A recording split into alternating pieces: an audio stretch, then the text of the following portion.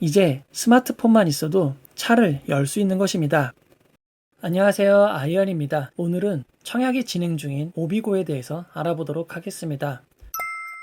먼저 기본 정보입니다. 지난 월요일, 화요일 기관 투자자들의 수요 예측이 진행이 되었고 수요일 공모가가 확정 발표되었습니다. 청약은 목요일, 금요일 진행이 되고 환불은 주말을 포함한 4일 뒤인 7월 6일 화요일입니다. 상장은 일주일 뒤인 7월 13일 화요일이 됩니다.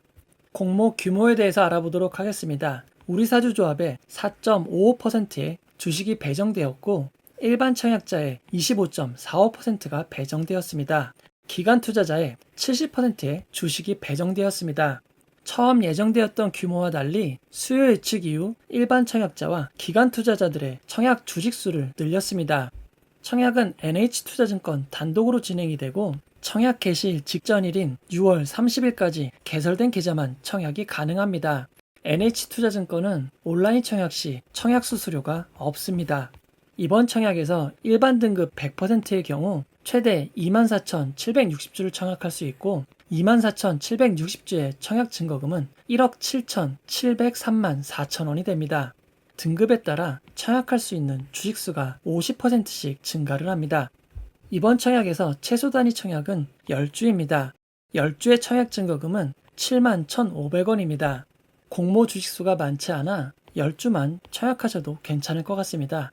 만약 변동이 생기면 제 채널 커뮤니티 게시판을 통해 빠르게 전해드리도록 하겠습니다. 청약 시간은 대형 IPO와 똑같이 10시부터 오후 4시까지 진행이 됩니다. 기관 투자자 수요 예측 결과를 알아보도록 하겠습니다. 투자 설명서에 나와 있는 경쟁률은 1123.74대 1입니다. 하지만 해당 경쟁률은 주식수가 늘어나기 전 경쟁률입니다. 실제 늘어난 주식수를 기반으로 경쟁률을 구하면 1123.74대 1이 아니라 1093.98대 1로 조금 낮아지게 됩니다. 2021년 평균 경쟁률은 1308.92대 1이었습니다. 오비고의 1093.98대 1은 최근 수요 예측 결과에 비해 조금 낮은 수준입니다. CNC 인터내셔널의 1029.14대 1과 비슷합니다. 기관 투자자의 수요 예측 분포를 살펴보도록 하겠습니다. 대부분의 수요 예측이 밴드 상단 초과에 몰렸습니다. 하지만 상당수도 밴드 상단에 몰려 있습니다. 밴드 상단에도 수요 예측 결과가 상당히 몰려있기 때문에 공모가가 밴드 상단을 초과하지 못했던 것으로 보입니다. 그리고 3건밖에 되지 않지만 공모가 밴드 하단에도 수요 예측이 있습니다. 이를 시각화를 통해 살펴보면 대부분이 상단 초과에 몰려있지만 상단에도 적지 않게 있음을 알 수 있습니다. 수요 예측에서 가장 중요한 의무보유 확약에 대해서 알아보도록 하겠습니다. 이번 청약에 의무보유 확약이 매우 자세히 제공되고 있습니다. 금융위원회가 좀 더 자세한 정보를 제공하도록 권고하였는데 이번 청약에서 바로 반영된 것 같습니다. 해당 내역을 보면 알 수 있지만 기존에 거래했던 외국인 기관 투자자들은 의무보유 확약을 한 건도 하지 않았습니다. NH투자증권과 거래한 적이 없는 외국인 기관 투자자들이 의무보유 확약을 상당수 신청한 점이 차이점입니다. 아직 우리나라 상황을 제대로 이해 못했나 봅니다. 기존과 달리 의무보유 확약 수치가 계산되어 있지 않기 때문에 직접 계산을 해야 합니다. 건수 기준으로 7.6%, 수량 기준으로 7.68%가 의무보유 확약을 신청하였습니다. 지난 청약들과 비교를 해보면 오비고의 7.68%는 평균보다 조금 낮은 수준입니다. 오비고의 수요 예측 결과는 경쟁률과 의무보유 확약이 평균 이하입니다. 아주 좋다고 말할 수는 없을 것 같습니다. 오비고의 유통 물량을 알아보도록 하겠습니다. 오비고는 상장일 매도가 가능한 기존 주주들의 물량이 매우 많습니다. 표로 정리해보면 일반 청약자와 청약에 참여하는 기관 투자자를 합친 물량보다 기존 주주의 유통 가능 물량이 더 많은 것을 알 수 있습니다. 의무보유 확약 수치가 약 2.8배 적용이 된다고 계산해도 예상 유통 가능 비율은 48.3%가 되고 시가총액이 아주 낮은 편이 아니기에 예상 가능 유통 총액은 약 780억 원이 됩니다. 최근 삼형 SNC, ADM 코리아, 삼성 머스트 스펙 5, 아모센스가 보여줬듯 유통 물량이 낮은 주식들의 성적이 상대적으로 좋은 편입니다.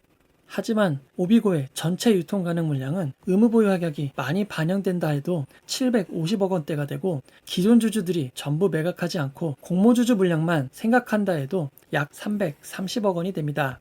적은 유통 물량으로 인한 상승을 노리기엔 제법 큰 수치입니다. 오비고와 비슷한 유통 가능 물량은 엘비루셈과 뷰노가 있습니다. 오비고의 기존 주주 물량의 3분의 1을 소액주주들이 가지고 있습니다. 83명의 소액주주가 1인당 평균 14,315주를 가지고 있습니다. 소액주주들은 상장 당일 어떻게 행동할지 예측을 하기 매우 어렵습니다. 기관 투자자들도 매우 다른 행보를 보이고 있습니다. 일부 기관 투자자들은 가진 물량의 100%를 1개월 의무 보유 확약을 하였습니다. 하지만 일부 기관 투자자들은 가진 물량의 50%만 1개월 의무 보유 확약을 신청하였습니다.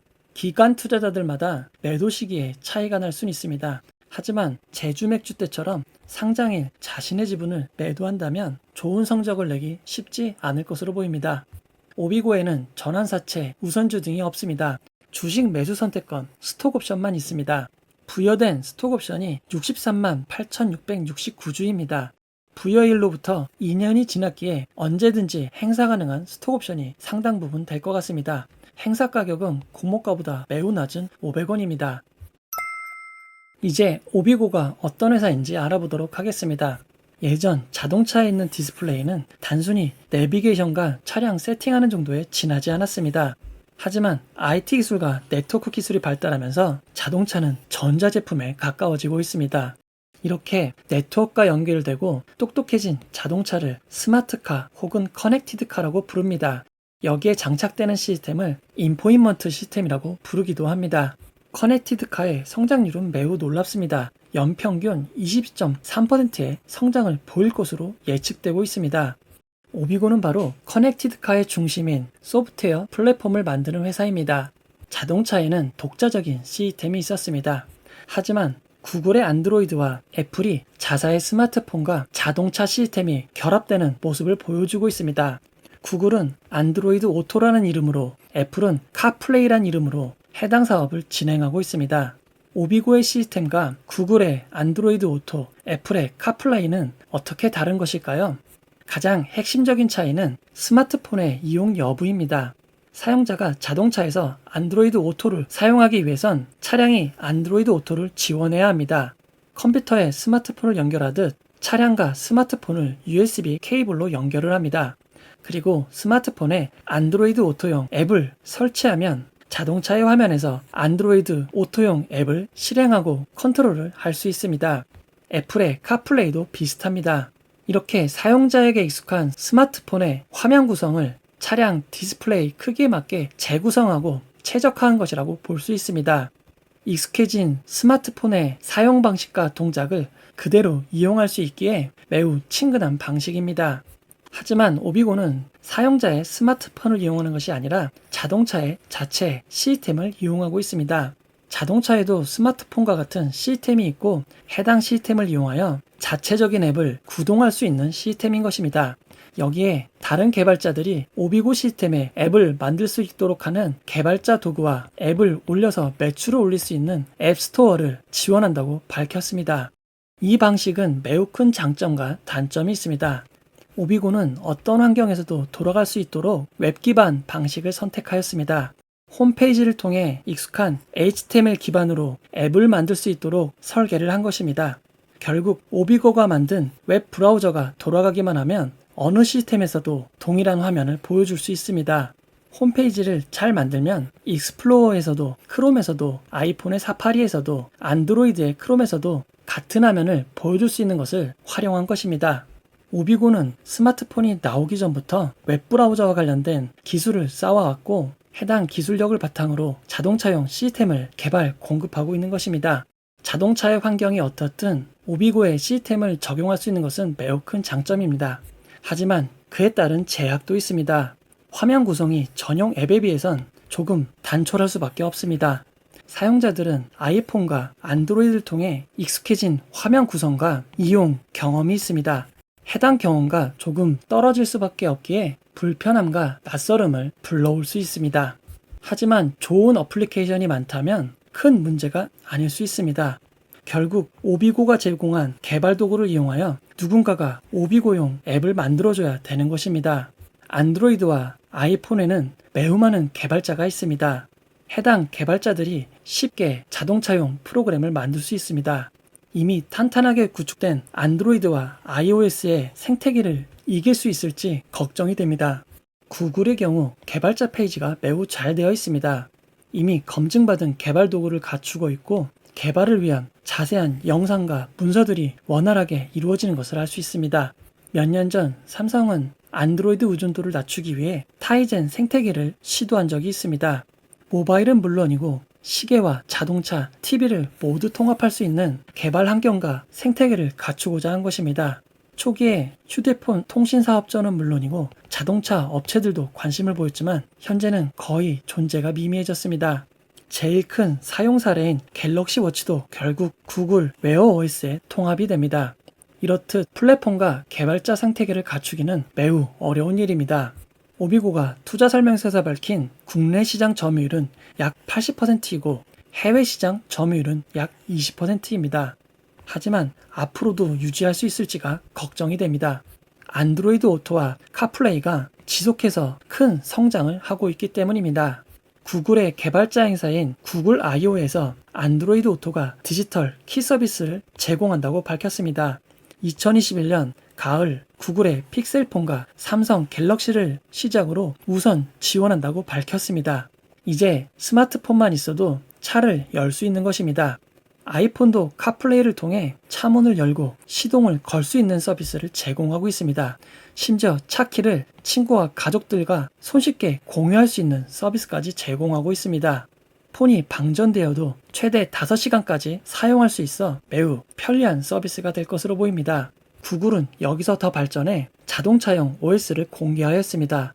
스마트폰의 안드로이드처럼 자동차에 오토모티브라는 자동차 전용 OS를 공개한 것입니다. 볼보의 전기차는 이미 2020년 7월에 도입하였고 르노, 닛산, 미쯔비시, GM은 2021년 도입한다고 밝혔습니다. 푸조, 크라이슬러, 피아트는 2023년, 포드와 링컨도 2023년 도입한다고 밝혔습니다. 구글이 스마트폰을 이용한 안드로이드 오토에서 멈추지 않고 자동차용 OS로 범위를 넓혀가고 있습니다. 안 그래도 강력한 오비고의 경쟁자가 더욱 세를 확장하는 모습입니다. 오비고는 어떻게든 생태계를 갖춰야 추가 수익이 발생합니다.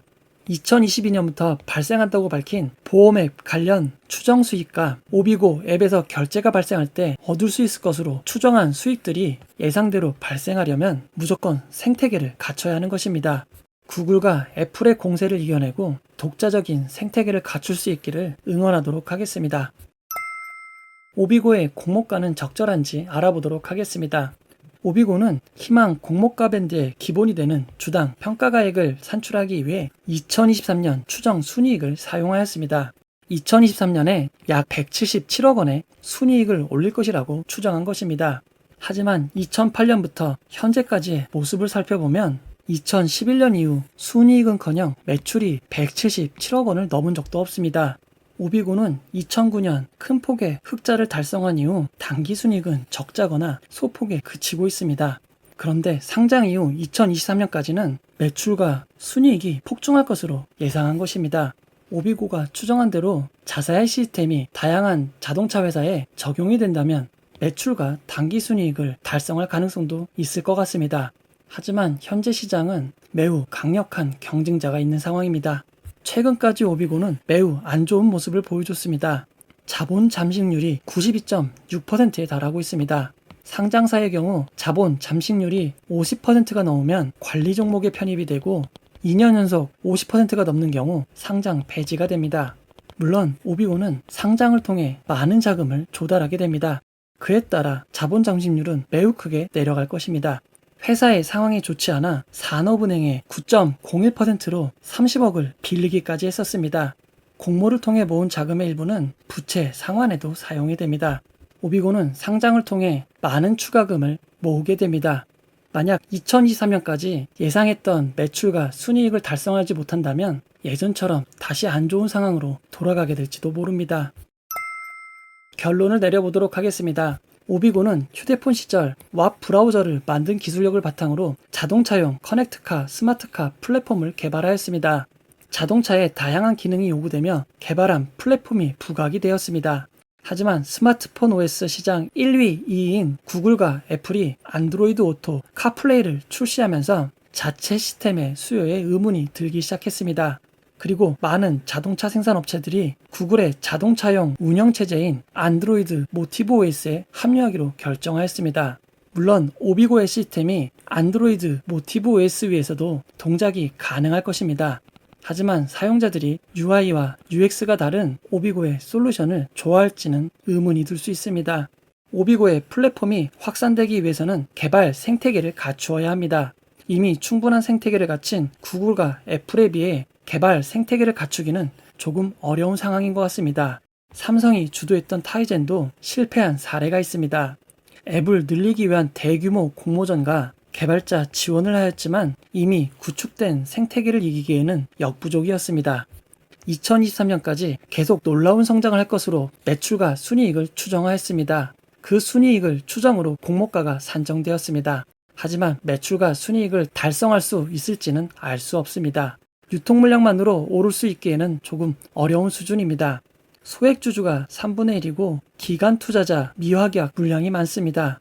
상장에 얼마나 매각할 수 있을지는 알 수 없습니다.